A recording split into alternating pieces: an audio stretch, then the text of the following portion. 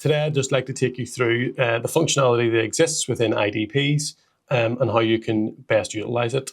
So if you navigate to Assistant Coach when you're on the Taka website, and you simply click on the individual development plan, it'll bring you to this page where you can enter a player's name. Let's say I am Blake Stewart or the coach of Blake Stewart. I will be able to generate his IDP and have it appear here.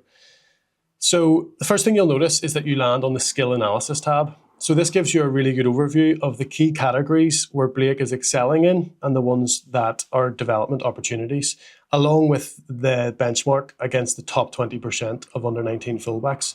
So Blake, in this case, is clearly excelling, especially in these first couple of categories. If you wanted to look at a game-by-game view of Blake's performances, you can do that here under the Performance Monitoring tab.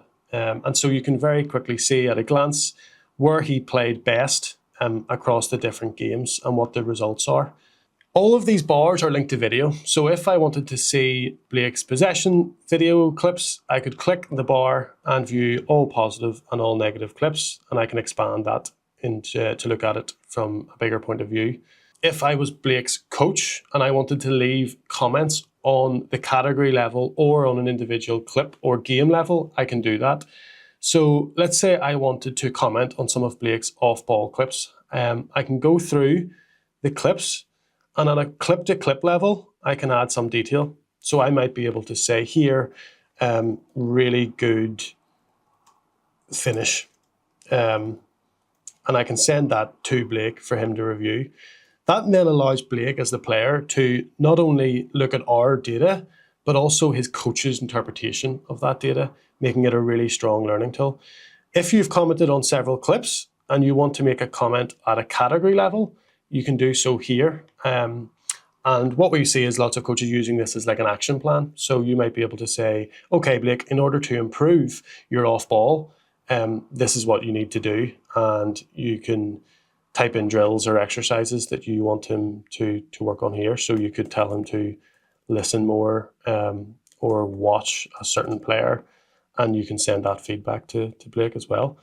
If you wanted to then go back to the game-by-game view under performance monitoring, you can comment at a game level as well. So you might want to literally just tell him everything that he did well and everything that he needs to work on within this game. And you can indeed look at all of the clips that were tagged to Blake for this game only. The last thing I'd like to touch on is that you can generate IDPs for each position that you play in. The only caveat to that is that we make sure that you've played in at least 3 games in that position so that the sample is big enough and that the IDP is actually insightful and informative.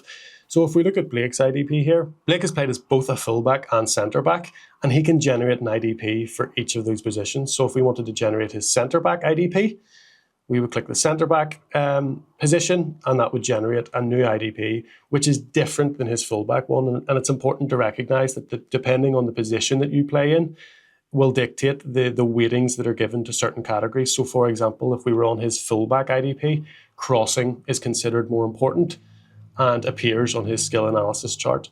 Whereas if you're a centre-back, crossing isn't as important an attribute. If you want to check the positions for each game that you played in, you can do so here. So here we have for every game the result and then the position we believe you played in. If we have got that position wrong, you can go ahead and edit it. So let's say I am Blake, and in this game against New Mexico Soccer Academy, I didn't play left back, I actually played left midfield. I can quite simply communicate that and just click left midfield on the IDP.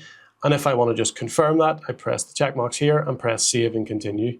What that will do is update your IDP. So if in 3 games you have played left midfield, you would be able to then generate an IDP from a left midfield perspective. But also because you played left midfield in this match, we wouldn't use the scores from that game to form your fullback IDP or your centre-back IDP. If we got all your positions wrong and you just wanted to tell us that you played centre-back in all of these games, you could select all positions to centre-back just to save you having to go through it one by one.